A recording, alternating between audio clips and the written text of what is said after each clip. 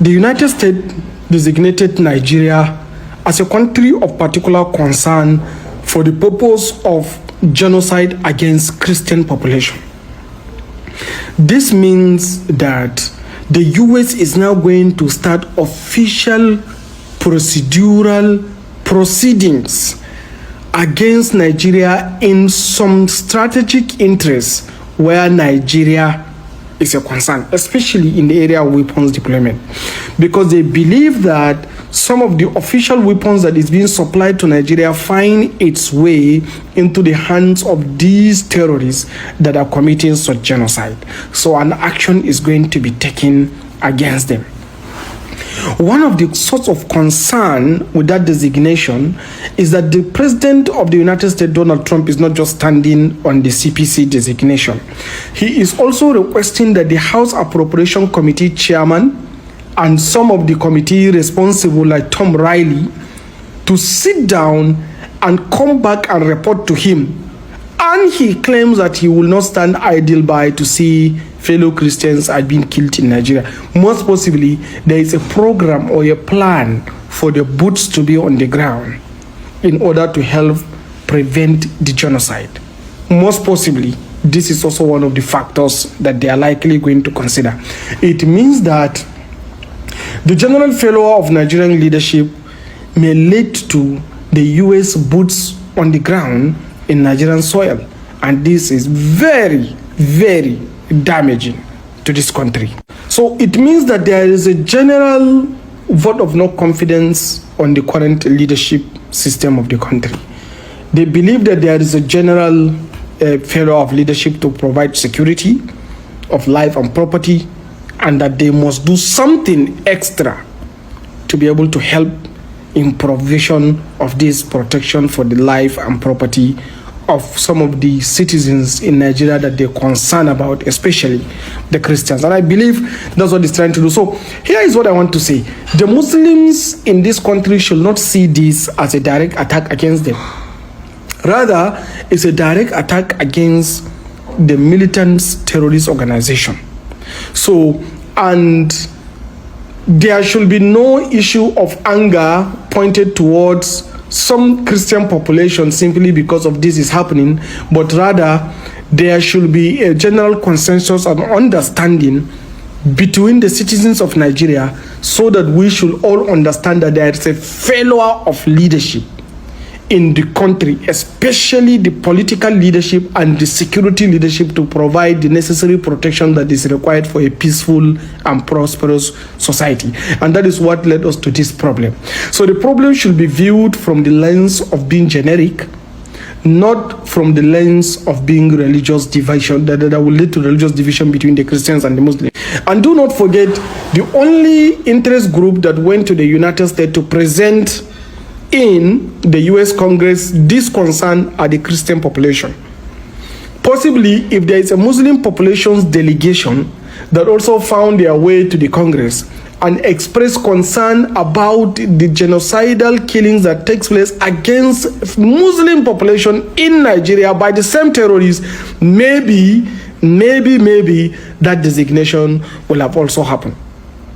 So we shouldn't target as one religion trying to confront the other, or Christians are trying to confront the Muslims in Nigeria. No, we should see it as the citizens that are supposed to be protected by the security and the leadership of the state that has failed, and that is why the US is trying to do that. And the US is likely doing that because only the Christian population went and reported the issue, to the Congress. Should the Muslim also go and report, they may likely be designated. So this should not instigate any religious differences in Nigeria, but rather it is something that all of us share, that there is a general failure of leadership, both in the political class, most especially the political class, then of course also the security, particularly the political class, because the political class are supposed to provide all the necessary resources for the security to function, but the political class has failed to provide these things, focus on corruption and stealing, and that is why the security are failing, which is leading to the massive rise and general killings by the terrorists. So this should not instigate the citizens against one another. Rather, we know where the problem is. is coming from the failure of the political class. Thank you. So someone sent me a tweet and I went to go check it out, and it's Trump talking about coming to save the Nigerian Christians from genocide. And you should see the comments. You should see the Nigerians in there. Yes, come save us from the Hausas, come save us from Fulani, come save us from Muslims. And it's like, this is after a U.S. congressman where there's evidence. There's literal evidence right now. All you got to do is go online and search, where a U.S. congressman admitted that the U.S. government is behind this. They're funding Boko Haram. They're funding Al Qaeda. They're funding all these. They create a problem and then come to solve it. But anyways, what I wanted to say is, when my sister got married, I have a younger sister, so I have two sisters, right? There's 5 boys, 2 girls, and I'm in between both girls. So my older sister and my younger sister. When my younger sister got married, she got married to some guy in Hampton, Virginia. When she got married, my dad bought her a house. He bought her a house and then bought the house next door. So there's an empty house next to my sister's house, which only exists for the family. So when they come visit her, they got a place to stay. They don't got to do hotels, all of that shit.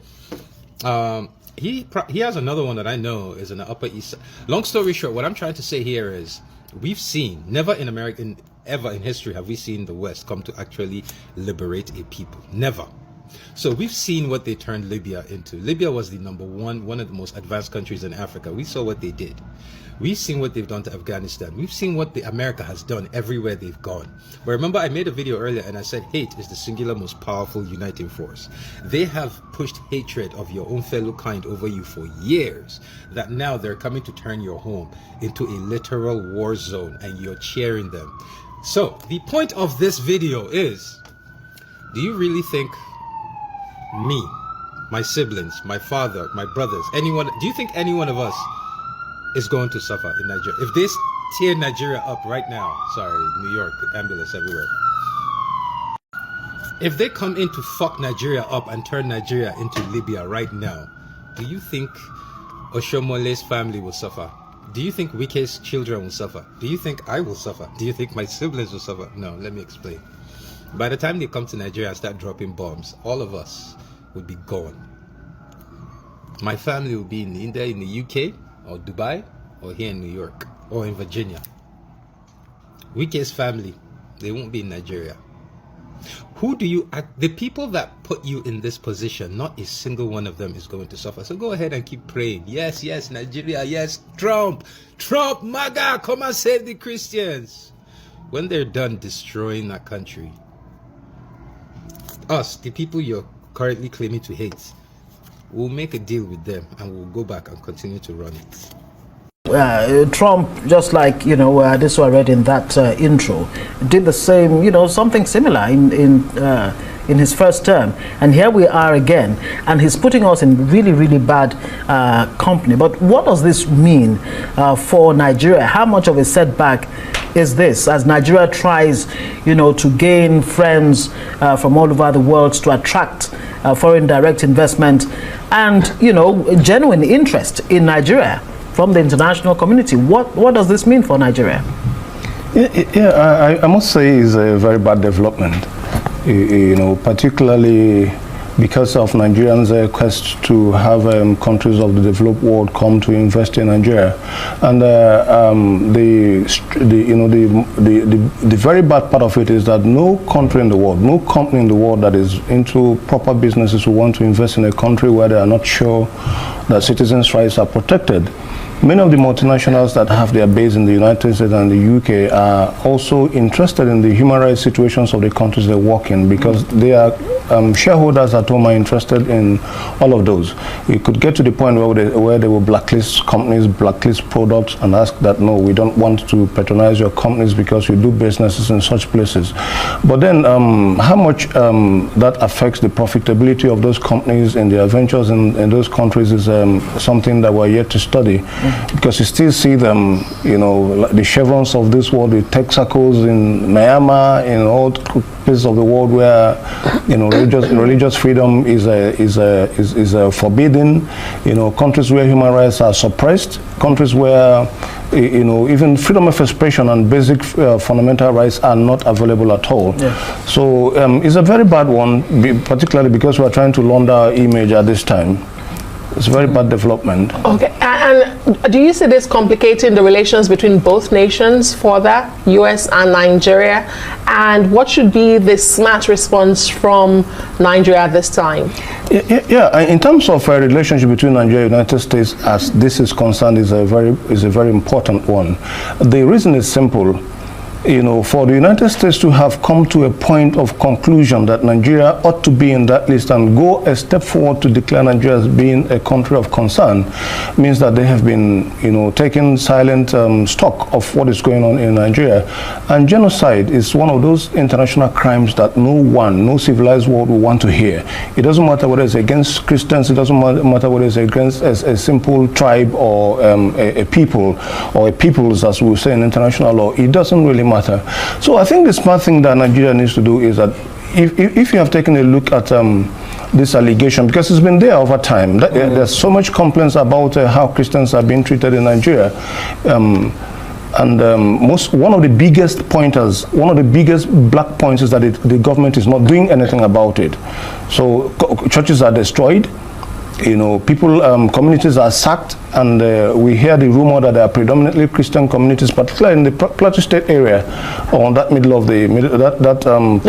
Not central. Yes, and nothing happens. Communities are sacked, and it feels like nothing happened. People are, thousands of people are buried. Nobody cares. Not even government officials go to say, "Oh, this is bad," and the much they do is just condemn it on TV, and the same thing happens the next day, and it goes on like business as usual. So I think this government should particularly exonerate itself from this complaint. That's the smartest way But out. has the Nigerian government done a good job of it when it pushes back and says, look, this is not, don't give this a religious slant, that every Nigerian, whatever the religious hue is, has been a victim at the receiving end of the violence, terrorism and all of that in Nigeria.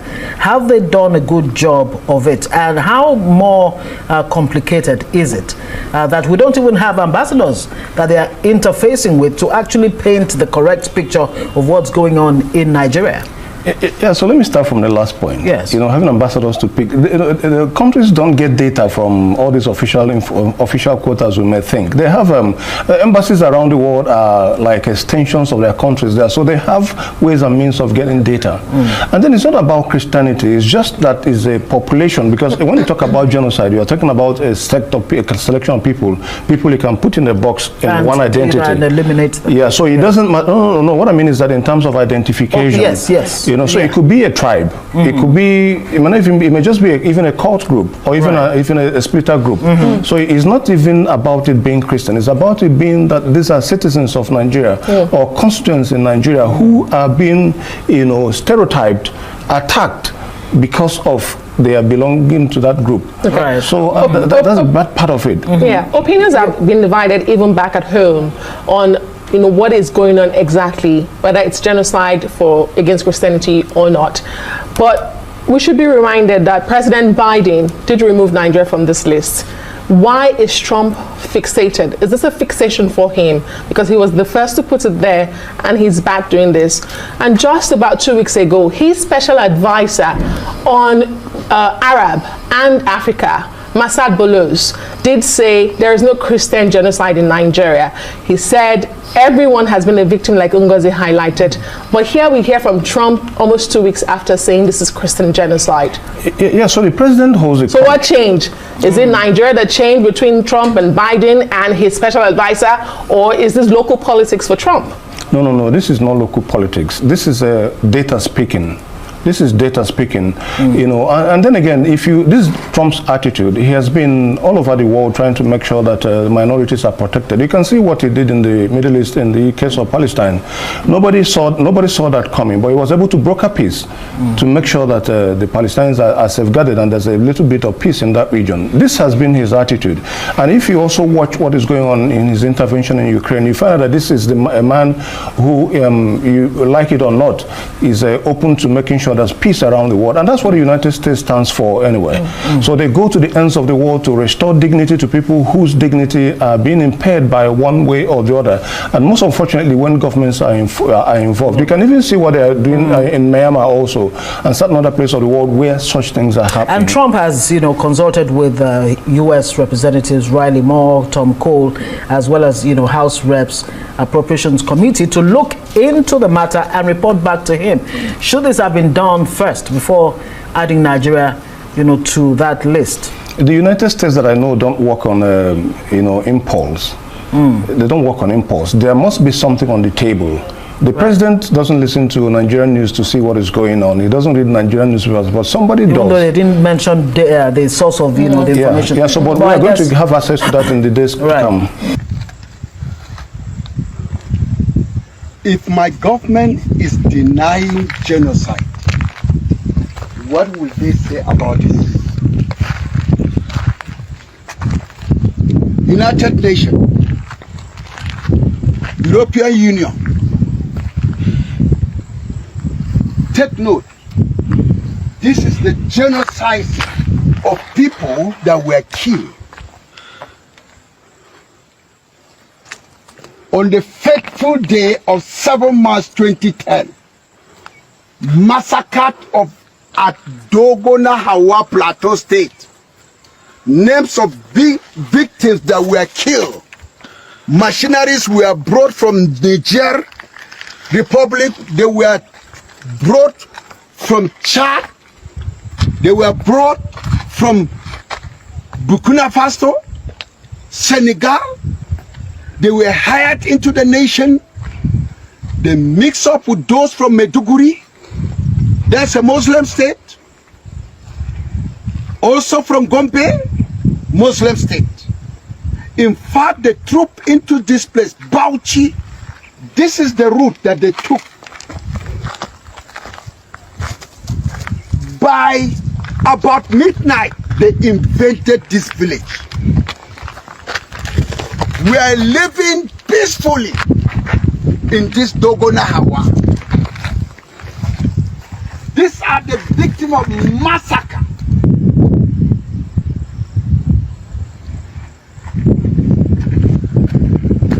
Dabo Bitrus, Chuan Bitrus, John Nash Ren, Ngoyi Sa Danjuma, all they are under the grave.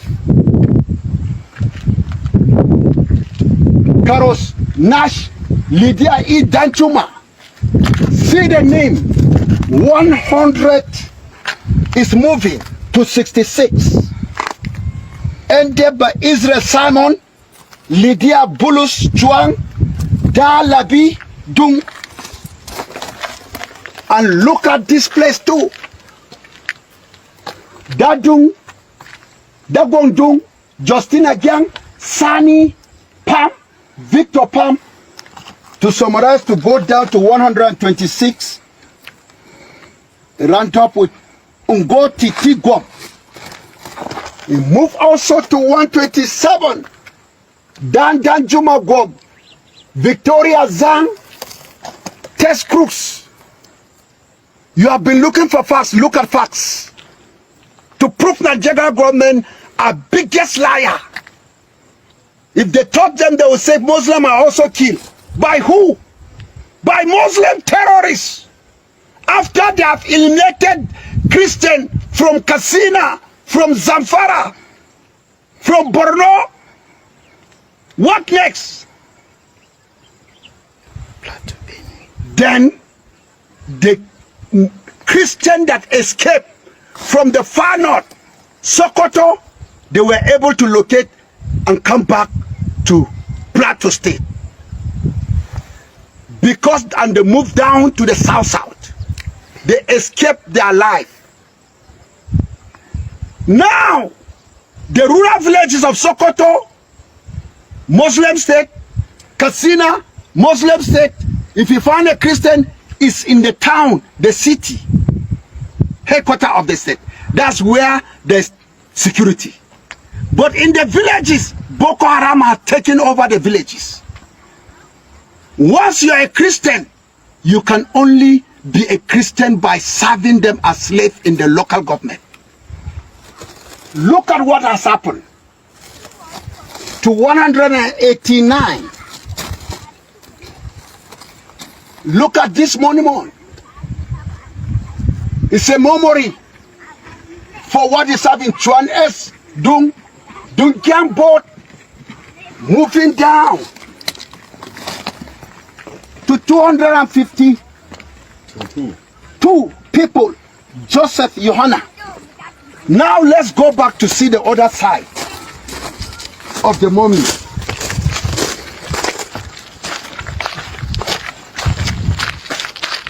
It continues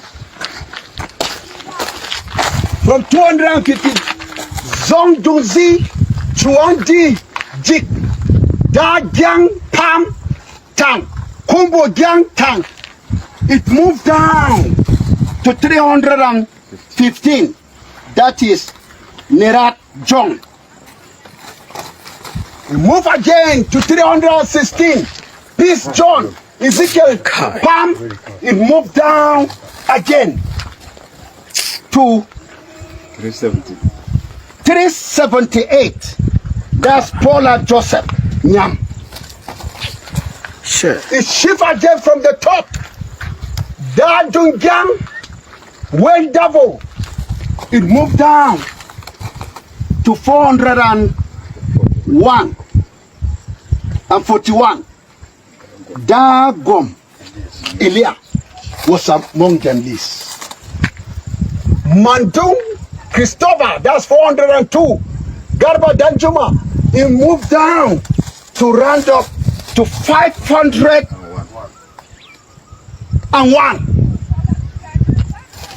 Apart from this list that are here, there are many. Only vultures that were dragged into those rocks. Women were dragged for raping that day.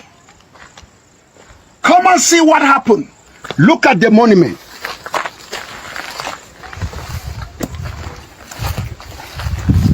Now can we say there was no genocide in those places? Children are there. There are two accounts of record. The one that I have here, you can see their lists and their ranks in wherever they are. Children were battered. Children, they are among those names. And I have it here, compiled by my father, Reverend Danyam Dung. Trump's administration has redesignated Nigeria as a country of particular concern, just like he did in 2020 during his first administration. Honestly, Nigeria, the hierarchy of Nigeria and the president and all the security people are supposed to have done more than they are doing currently now, because if they had acted on time and if they had acted to curb this whole menace that is going on, I don't think we would have gotten to this point.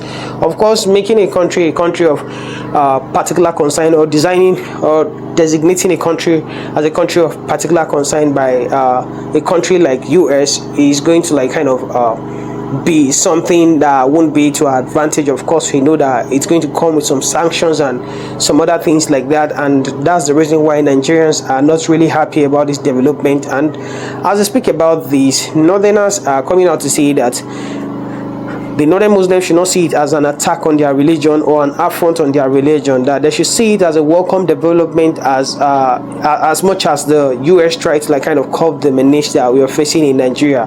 That is actually true that there is a terrorist occurrence going on in Nigeria. There is a terrorist mayhem. There is a terrorism issue going on in Nigeria, causing a whole lot of havoc in the Middle Belt and other parts of Nigeria. And of course, the two religions and other religions, the two major religions are like victims of this whole attack. However, if you look at the way and the manner and pattern the attack has been going on for the past 2 to 3 decades now, you see that the Christians are more targeted, especially when it comes to the Middle Beltern region and other parts of Nigeria. Even in the core north, most of the places that are attacked are majorly Christian dominated region. So that's the reason why the Christians are coming out to say and like kind of crying out to the US and the United Nations to come to their aid. And now they've gotten what they want, and Nigeria has been designated as a country of particular concern. There's a time for the government to rise up and fix this problem, because if they continue to toil and play with this problem is going to consume the country. This is what I have to say. Can you drop what you think about this in the comment section? And if today is your first time to visit our channel, please can you like, share and subscribe to our channel.